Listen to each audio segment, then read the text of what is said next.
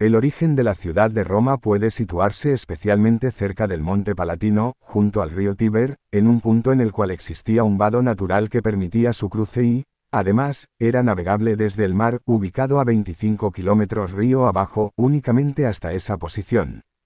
En ese punto el río discurría entre varias colinas excavadas por su cauce, aisladas entre sí por valles que el Tíber inundaba en sus crecidas, lo que convertía la zona en pantanosa, y por lo que la población de agricultores y ganaderos fue en su origen muy reducida.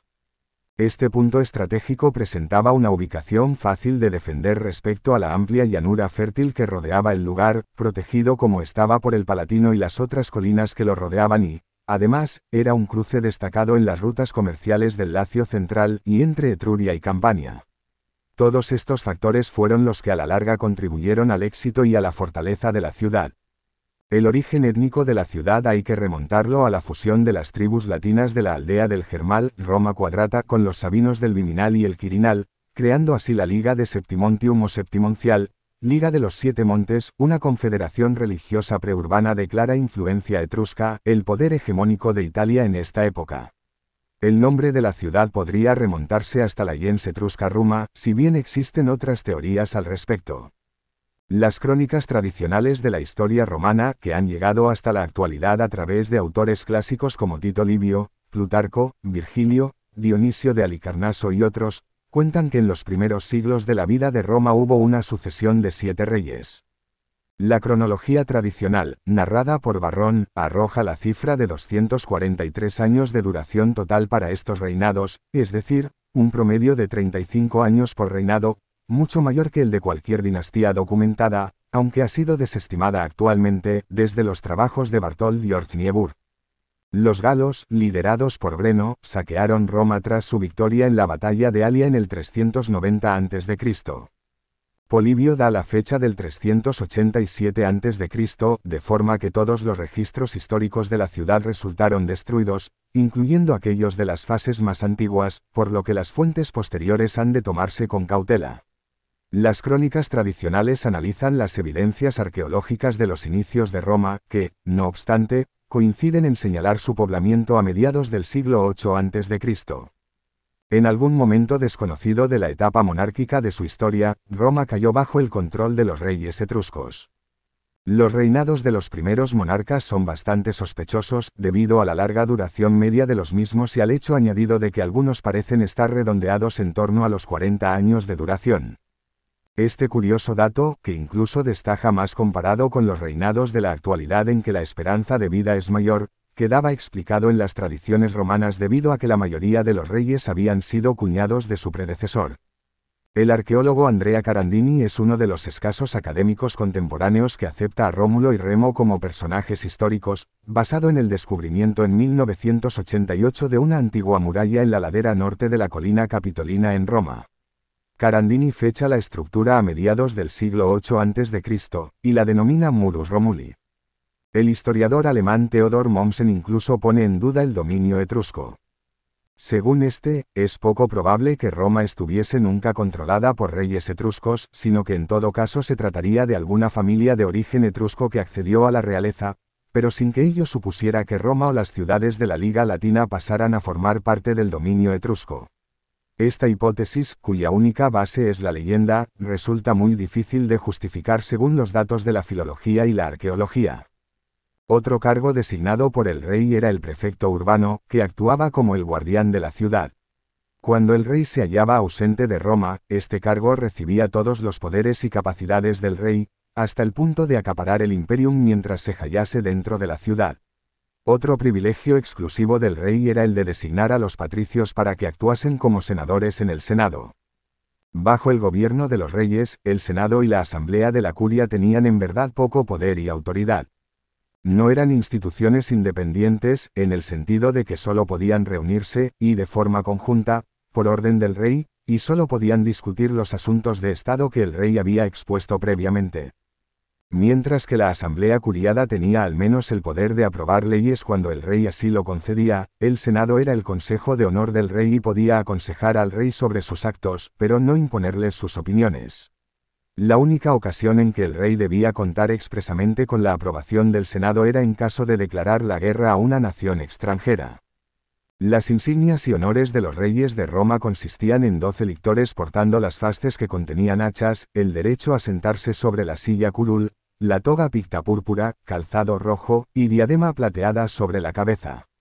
De todos estos distintivos, el más destacado era la toga púrpura. Cada curia aportaba 100 soldados de infantería, que conformaban la centuria, y 10 soldados de caballería, que se convertirían en la decuria. El ejército estuvo compuesto, pues, de 3000 infantes, llamados pedites, y 300 jinetes, llamados séquites. Más tarde, con la reforma de Servio Tulio, llevaron a los romanos a crear una estructura militar con gran influencia griega, que aceptaron. Aparte de este gran cambio dentro del ejército romano, el rey reorganizó el ejército tomando como base el patrimonio económico de cada ciudadano. De esta forma los calificó de 5 maneras, dando así la oportunidad para que todos los hombres pudieran alistarse en el ejército, ya fuesen patricios o plebeyos, quedando exentos aquellos que no pudieran costearse el equipo militar. Servio Tulio dividió la sociedad romana en 5 divisiones diferentes, cada una de ellas relacionadas con el ejército o la capacidad económica del individuo. 35. La primera clase estaba compuesta por ciudadanos con una renta de 100.000 ases y 20 yugadas de tierra, equivalentes a 54.000 metros cuadrados. Esta primera clase se componía de 80 centurias. A su vez, estas se dividieron en 40 centurias compuestas por los más jóvenes, destinados a la guerra en el exterior, y otras 40 compuestas por los más viejos, destinados a la defensa de la ciudad. Se les exigía como equipamiento militar casco, armadura, lanza, escudo redondo y espada, todos de bronce.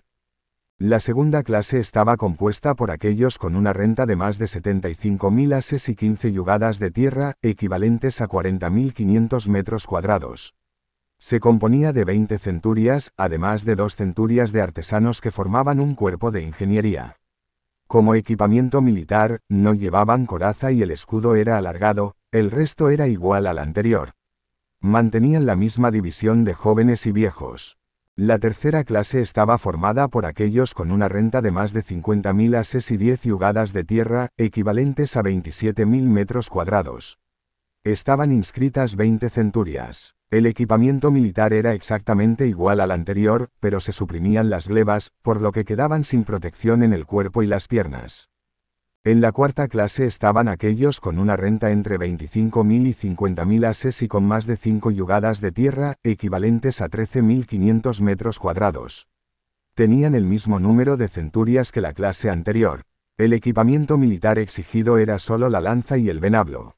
La última clase estaba compuesta por 30 centurias con una renta de entre 11.000 ases y 2 yugadas de tierra, equivalentes a 5.400 metros cuadrados. Una de las centurias estaba compuesta por los proletarii o capitecensi, quienes no reunían un capital mínimo y, por tanto, quedaban sin participación. Solo podían ofrecer a sus hijos como reservas para cubrir las bajas.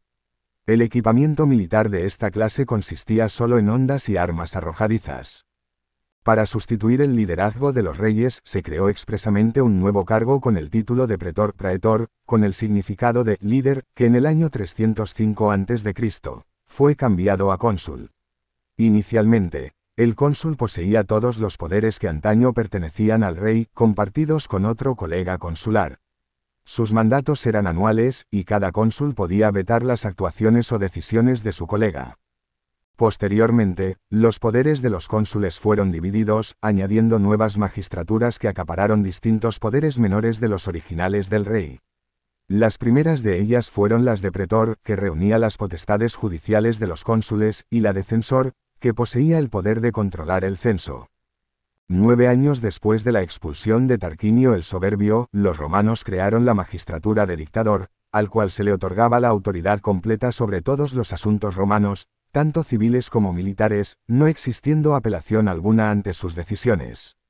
Este poder era tan absoluto que los romanos solo se atrevían a designar un dictador en tiempos de extrema urgencia, y siendo su mandato de tan solo 6 meses de duración. Los poderes religiosos del rey fueron transferidos a 2 nuevos cargos, el Rex Sacrorum y el Pontifex Maximus. El primero era el más alto cargo religioso de iure de la República, siendo su única tarea la de oficiar el sacrificio anual a Júpiter, un privilegio anteriormente reservado a la figura del monarca.